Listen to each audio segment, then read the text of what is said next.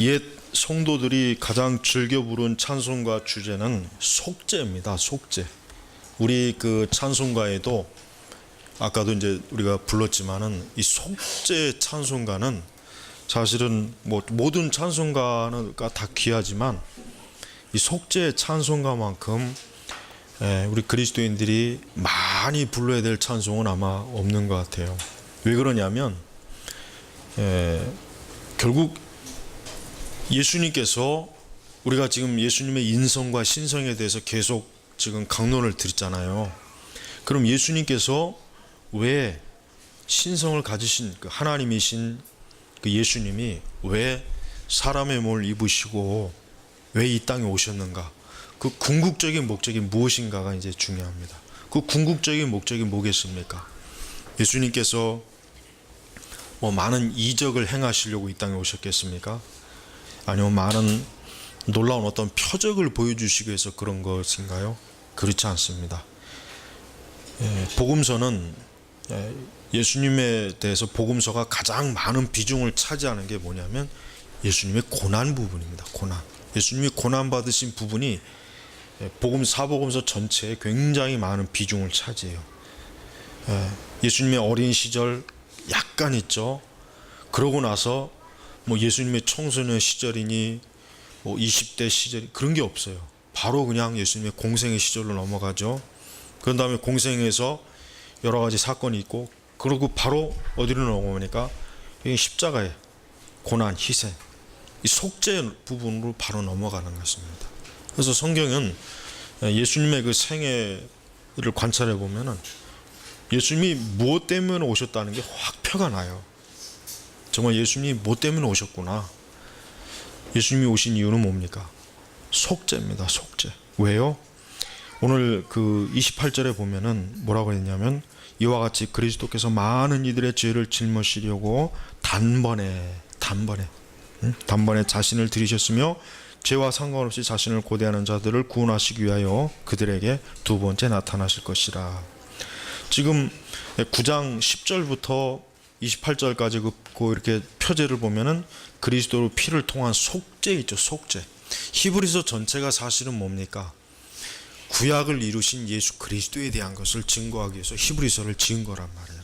그러니까 예수님께서 이제 더 이상 우리가 구약의 율법이나 그림자를 잡고 있을 필요가 없다. 이제는 그것은 지나간 것이고 이제는 뭐냐? 이제는 예수 그리스도에게, 그러니까 예수 그리스도가 이젠 우리의 모든 것을 다 이루셨다. 특별히 선민 유대인의 모든 소망을 예수님이 이루셨다고 하는 것을, 그것을 증거하기 위해서 히브리서가 씌어진 거잖아요. 히브리서는 다른 목적으로 씌어진 게 아니에요. 유대인들이 자꾸 구약의 유대교의 옛 율법의 그림자 의식으로 자꾸 돌아가려고 하니까 히브리서 기자가 누구인지는 정확히 모르겠어요. 뭐 바울인지 바나바인지 모르겠지만 이 사람들이 이게 지금 복음을 잘못 이해하고 있구나. 이 사람들이 지금 또 어리석게 옛 유대교로 돌아가려고 하는구나 하면서 예수님이 왜 무슨 근거로 인해서 이제 구약을 이루신 분인가를 증거하는 게 히브리서 한 말. 그 중에서도 가장 중요한 게 뭐냐면 바로 히브리서 9장에 나오는 것처럼 속죄소, 성소, 장막, 언약궤, 또 뭡니까? 구약 시대의 그 제물을 통해서 25제로 보니까 이는 대제사장이 해마다 다른 것의 피로 성소에 들어가는 것 같이 구약 시대 얼마나 많은 제사장들이 바뀌었습니까? 다양한 제사장들이 오랜도록 이 제사장들이 바뀌면서 짐승의 제물도 바뀌었죠. 그러니까 그런 과정을 구약 시대 오래도록 그걸 해왔다 이거예요. 그러나 하나님께서는 이제 26절 그렇지 않다면 그분이 세상의 창조 이래로 자주 고난을 받으셨어야 할 것이나 이제 그분은 이제 여기서부터 중요합니다. 이제 그분은 자신을 희생 제물로 드림으로써 죄를 없애시려고 세상 끝에 단 한 번 나타나셨다. 그러니까 우리는 또 다른 예수를 기다릴 필요도 없고 또 다른 예수님을 우리는 찾을 이유가 없는 거예요. 예수님을, 그러니까 여러분, 신천지나 통일교나 그 다음에 여러 이단들이 그들이 말하는 것 중에 굉장히 교묘한 게 뭐냐면, 마치 예수님의 사역이 완성을 이루지 못했기 때문에 그 사역을 이룰 또 다른 누군가가 나타나야 한다, 거기에 주안점을 둔단 말이에요. 거기에. 그러다 보니까 사람들이 예수 그리스도의 충족성을 이해를 못하는 거예요. 더 이상 하나님께서는 예수님 외에 또 다른 메시아, 또 다른 예수를 보낼 이유도 없고 이젠 끝난 거예요. 사실 그러니까 유대인들이 지금도, 많은 정통파 유대인들이 메시아를 기다리잖아요. 지금도 메시아가 언제쯤 올까, 언제쯤 올까. 근데 그들의 그 소망은 부질없는 소망이에요. 왜? 세상 끝에 단 한 번 나타나셨다. 왜요? 왜 나타나셨습니까? 자신을 희생 제물로 드리는 희생 제물. 그러니까 하나님께서는 구약에서 수많은 소와 양과 염소의 피가 아닌 이젠 단 한 번 예수 그리스도의 속죄의 피로 모든 하나님의 택한 인류를 구원하시기 위한 하나님의 은혜, 그 은혜를 어떻게 해요? 예수님을 통해서 이제 나타나시는 것이에요. 그래서 예수님의 사역의 핵심은 뭡니까? 속죄예요. 희생제물이에요. 다른 게 없습니다. 이것보다 더 중요한 건 없습니다. 그래서 교회는 예수 그리스도의 속죄에 관한 설교와 속죄에 관한 교리, 예수님의 속죄에 대한 것들을 많이 우리 그리스도인들은 정통해야 돼요. 다른 모든 교리보다도 속죄 교리만큼만은 아주 확고하게 바르게 알고 있어야 됩니다. 왜? 예수님이 오신 목적이 그것이에요. 그리고 우리가 예수님을 믿을 수 있는 근거도 뭡니까? 그리스도께서 나를 위해서 희생 제물이 되어 주셨기 때문에 예수님을 믿는 것이지, 예수님이 다른 거는 다 해주셨는데 그분이 속죄 제물이 안 되셨다면 뭡니까? 그건 말짱 도루묵이에요. 그냥 끝나버리는 거예요. 우린 예수님 믿을 이유가 없어요. 그렇다면. 그래서 지금 히브리서 기자가 이 예수님의 피, 20절에 보면 언약의 피죠. 그래요. 예수님의 속죄의 보혈은 약속의 피예요. 뭘 약속한 겁니까? 구약시대 성전을 세우고 성전에서 많은 짐승들을 잡아다 그 제단에 피를 뿌렸죠. 제물을 태웠죠. 번제를 드렸죠. 그걸 뭘 보여주기 위한 거예요? 예수님의 피를 보여주기 위한 거예요. 미리.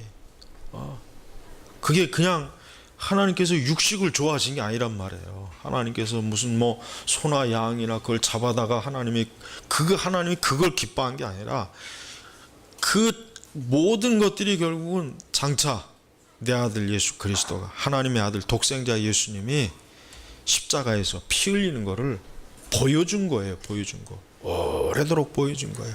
근데도 유대인들은 그 중요한 걸 깨닫지 못하고 어때요? 율법의 의식, 그것만 그냥 붙잡고 얼마나 헛된 몽상에 빠져서 결국 메시아도 자기들의 손으로 죽이고 아주 고난과 핍박을 가하지 않습니까? 얼마나 어리석습니까? 그래서 우리는 구약을 이해하든 신약을 이해하든 그 모든 중심에는 뭐가 있습니까? 예수님의 속죄가 있는 거예요. 예수님께서 하나님의 아들이 되신 것도, 예수님께서 인간의 형상을 입으셔서 인자가 되신 것도 뭡니까? 그것은 바로 속죄의 제물이 되시기 위함이에요. 속죄하는 하나님이 그것을 통해서 우리의 죄를 씻고 우리를 이제는 정결한 하나님의 백성으로, 자녀로 삼으시는 데 있어서 그리스도의 속죄가 빠지면은 모든 것이 다 빠지는 거예요. 그래서 속죄는 전통적으로 우리 개신교인들이 가장 즐겨 부른 찬송의 주제가 바로 속죄입니다. 속죄. 예수님의 피에 대한 설교, 피에 대한 그 찬송이야말로 가장 아름다운 찬송이 되는 거예요. 가장 아름다운. 그래서 우리는 그리스도의 피가 얼마나 우리에게 중요한지, 얼마나 이것이 중대한지를 우리는 반드시 알아야 됩니다. 인간은 죄에 대한 형벌을 받게 돼 있습니다. 죄에 대한 형벌이 있어요. 형벌. 안타깝지만 인간은 누구나 다 형벌이 있어요. 형벌을 받아야 돼요. 이건 참 생각하면 생각할수록 무서운 일이지만 인간으로 태어난 이상 형벌을 받지 않는 사람은 없을 겁니다. 그런데 바로 그 형벌에서 누가 면제를 받고 누가 건짐을 받습니까? 예수 그리스도의 속죄로 인해서 구원받은 사람은 그 형벌에서 건짐을 받는 거예요. 그 형벌에서. 그래서 여러분 27절에 한 번 죽는 것은 사람에게 정해진 것이고 그 뒤에는 심판이 있다 그랬죠. 왜 히브리서 기자가 왜 요 말을 여기다 왜 집어넣은지 아십니까? 사람은 누구나 형벌을 받는다는 걸 알려주기 위한 거예요. 죽음 이후에. 예, 죽음 이후에 사람은 심판이 있는 거예요. 그 심판이 뭐예요? 형벌 받는 거예요. 형벌. 지옥. 아까 얘기했지만 지옥에 대해서. 그럼 그 지옥의 형벌에서 어떻게 사람이 피할 수 있겠냐? 무엇을 가지고 피할 수 있겠냐 이거예요. 이 땅에서 예배를 1000번 드리면 피할 수 있겠습니까? 헌금을 많이 드리면 피할 수 있겠습니까? 예? 아니면 산에 가서 무슨 돌을 닦으면 피할 수가 있겠습니까? 아니면 인간이 자기가 어떤 신의 경제에 이르러야 피할 수가 있겠습니까? 그 누에지에서 가리키는 거죠. 다 쓸모없는 것이고 아무짝에도 쓸모없는 거예요. 부질없는 거예요. 오직 뭡니까? 예수 그리스도의 속죄에 의지해야 되는 것이에요. 그래야 인간이 어때요? 죽은 뒤에 정해진 누구에게나 정해진 그 심판 뒤에 이 심판, 이 죽음의 형벌에서 벗어나는 거예요. 그러니까 복음은 사실은 굉장히 긴박성이 있어야 되는 겁니다. 복음을 사실은 느긋하게 전한다는 것은 사실 어울리지 않는 거예요. 왜? 죽어가는 자에게 그 죽음에서, 사망에서, 형벌에서 건짐을 받을 수 있는 길이 있습니다. 길이 있습니다 하고 알려주는 것이니까, 사실 알려주는 것이니까. 그래서 사실은 이 복음 전도라고 하는 것은 사실은 굉장히 중대한 문제고 긴급한 문제고, 사실 이것은 이 세상의 그 어떤 것보다도 인간에게 있어서 가장 우선되는 문제예요. 여러분, 사람이 이 세상을 태어나서 누구나 다 자기 나름대로 꿈이 있고 계획이 있고 인생의 목표가 있고 성공의 목표가 있을 거예요. 누구나 다 그렇습니다. 또 누구나 다 행복하기를 원할 것입니다. 하지만 그 모든 걸 다 이루었다고 해도 그걸 다 이루었다고 해도 뭐예요? 한 번 죽는 것은 사람에게 정해진 것이요 그 뒤에는 심판, 형벌이 있는데 그 형벌에서 어떻게 건짐을 받을 것이냐 이게 바로 뭡니까? 인간의 운명이 피할 수 없는 누구나 어느 누구에게나 다 닥치는 운명이란 말이에요. 이 가장 중요한 인간에게 있어서 다가오는 이 운명을 벗어나지 못하고 여전히 지금도 이 귀한 이 중대한 것을 알지 못하고 지금도 얼마나 많은 사람들이 자기 스스로가 세우는 계획과 목적을 열심히 도달하기 위해서 부지런히 살잖아요. 열심히 살고. 하지만은 바로 그들이 명심해야 될 게 뭡니까? 예수 그리스도의 속죄가 아닌 이상 저들이 이 땅에서 이루어는 어떤 것도 하나님의 심판대 앞에 가서 아무것도 가치가 없는 거예요. 하나님의 심판대 앞에 설 때 하나님께서는 그 사람에게 너가 이 세상에서 이루어낸 업적이 무엇이냐, 너가 이 세상에서 어떠한 일을 했느냐가 아니라 너는 예수 그리스도, 독생자 예수 그리스도로 인하여 속죄를 얻었는가 얻지 못했는가, 결국 심판의 근거는 그것이 되는 것입니다. 그래서 우리는 예수님의 그 십자가, 예수님이 죽으시고 고난당하시고 예수께서 우리 죄에 대한 형벌을 대신 받으신 것이 얼마나 우리에게 있어서, 우리 신자들이 그리스도인들에게 있어서 얼마나 이게 중요한 것인가를 알아야 되는 것입니다. 그래서 복음의 핵심은 어디에 있습니까? 예수 그리스도의 속죄에 있는 것이. 이게 복음의 핵심이에요. 예수님이 속죄하시지 않았다면, 예수님께서 속죄 희생제물이 되지 않았다면은 어떻게 됩니까? 인간은 누구나 이 죽음 뒤에 있는 이 심판에서 어느 누구도 면제받을 수 있는 길이 없는 것이에요. 근데 오늘날 이 교회에서 복음을 전하는 또 하나님의 진리를 전하는 많은 설교자들이 이 속죄를 싫어해요. 이 속죄에 대해서 얘기하기를 꺼려해요. 이 속죄에 대한 설교가 거의 사라져 버렸습니다. 심지어는 피라고 하는 것이 별로 좋은 게 아니니까 피를 얘기하지 말아라. 우리는 피에 대해서 우리는 좀 거부감이 있으니까, 현대인들은 피에 대해서 거부감이 있으니까 그런 거 하지 말아라. 그냥 예수님의 사랑하심에 대해서 많이 설교해라. 예수님은 사랑이 많으시고 온유하시고 자비하시고 참 예수님은 좋으신 분, 예수님은 정말 우리에게 따뜻하게 우리를 안아주시는 분. 그러니까 이와 같은 예수 그리스도만 증거하는데 이것은 복음이 아니에요. 이것은 가장 중요한 걸 빼놓은 거예요. 예수님은 속죄. 이제 12월 달 되면은 각 교회마다 이제 성탄절이 있을 거 아닙니까? 성탄절. 그러니까 이 성탄절이라고 하는 게 왜 예수님이 오셨는가? 왜 예수님이 오셨겠습니까? 이 땅에 평화를 위해서 오셨을까요? 아닙니다. 예수님이 오신 것은 이 땅에 가난한 자들을 위해서 오신 것도 아니고 평화를 위해서 오신 것도 아니고 세계 그 화평을 위해서 온 것도 아니고 전쟁을 그치게 하시기 위해서 온 것도 아닙니다. 예수님이 오신 것은 십자가에서 우리를 대신한, 죄인을 대신한 고난, 희생, 제물이 되시기 위해서. 제물이에요. 제물. 예수님이 제물이 되시려고 이 땅에 오신 것이지 그 외에는 아무 어떤 목적이 없습니다. 다른 목적이 없습니다. 그러니까 기독교는 속죄의 종교예요. 여러분, 다른 종교에 속죄가 있습니까? 여러분, 부처가 불자들을 위해서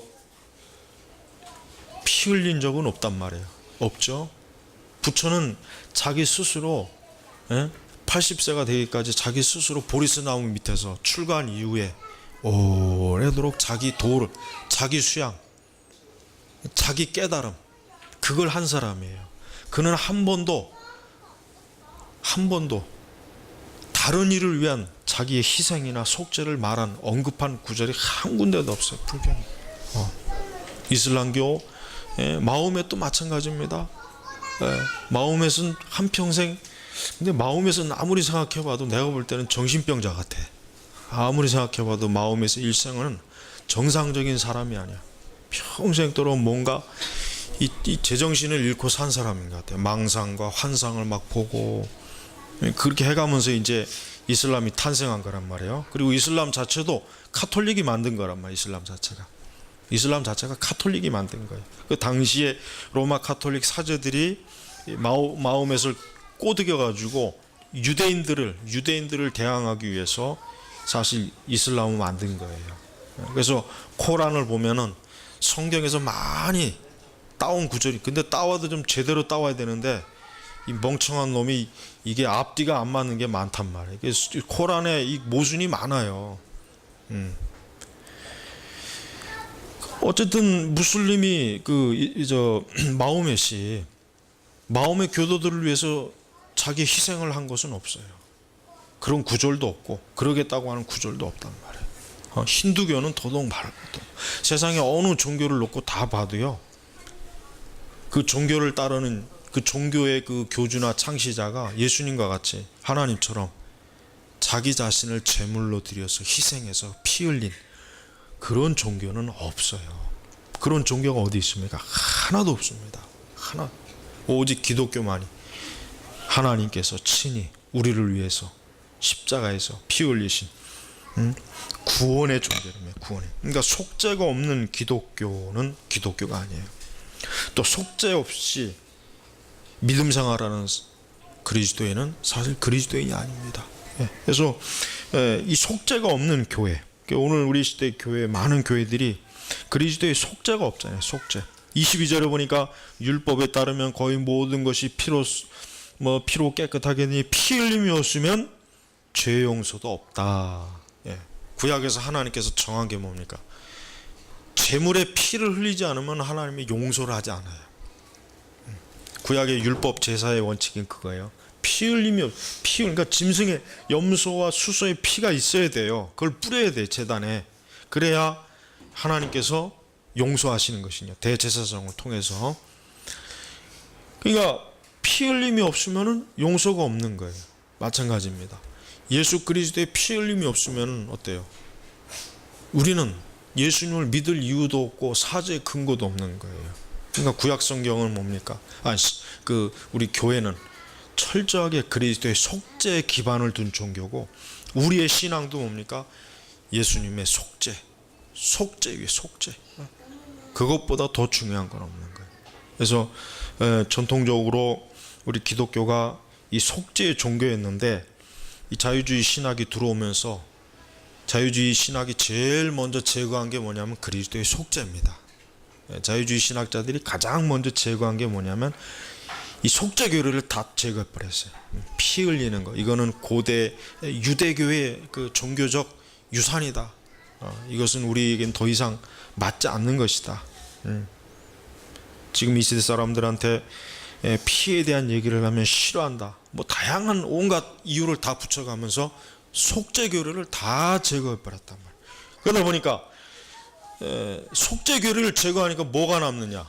결국은 뭐 인간이 스스로 잘하자, 스스로 의로워지자, 선하자, 착하게 살자, 우리 도덕적 윤리적으로 살자, 고상하게 살자, 이게 남는 거예요. 이게 다른 건 남을 게 없어요.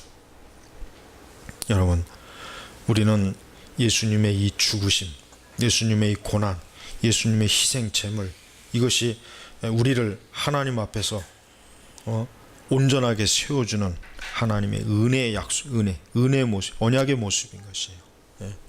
그래서 속죄 교리를 많이 연구해야 돼. 그러려면은 히브리서의 성경 말씀을 많이 보고, 그 다음에 구약에 우리가 제일 읽기 싫어하는 레위기, 성경을 읽다가 거의 대부분 다 빠져서 헤매는 데가 레위기거든요. 레위기에서 다 포기해. 어쨌든 레위기가 없었으면, 근데 레위기가 없으면은 복음이 없는 거란 말이에요. 사실은 구약 성경에서 가장 복음이 충만한 데가 레위기예요. 거기에 보면 뭐 하도 많이 뭐 양과 소를 잡아서 얼마나 잡았는지도 모르겠어요. 헷갈려. 막 이 제사 관련 그거에 참 헷갈린단 말이에요. 정리하자면 안 돼. 근데 결국은 그게 뭐예요? 한마디로 예수님의 피 흘리는 거, 그걸 보여주기 위해서 하나님께서 레위기를 계시해 주신 거란 말이에요. 왜 하나님께서 하셨는 그 이유를 알면은 아마도 가장 읽고 싶어하는 그 성경 66권의 레위기가 아닐까. 그러죠. 레위기야말로 예수님의 그 복음이, 피가 아주 철철 넘치는 데가 이 레위기예요.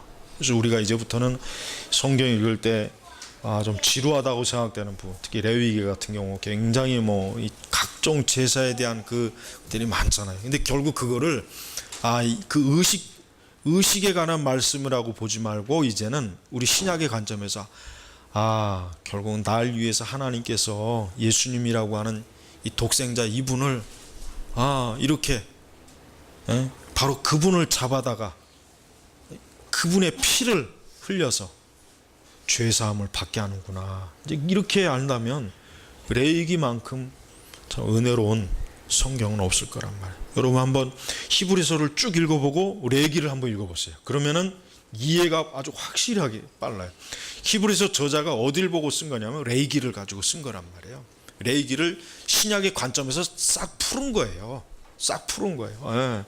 그래서 그 염소와 수소, 성소, 희장, 그 아론의 싹, 돌판, 속죄소, 이게 뭔지를 신약의 관점에서 싹 풀어준 거예요. 구속사의 관점에서. 그러면 이걸 본 유대인들이 우리가 그렇게 했던 게 사실은 다 예수님을 보여주기 위한 것이었구나. 그걸 깨닫는 거예요. 그걸. 그러니까 이제는 뭐예요? 유대교의 그걸 싹 이제는 버리는 거예요.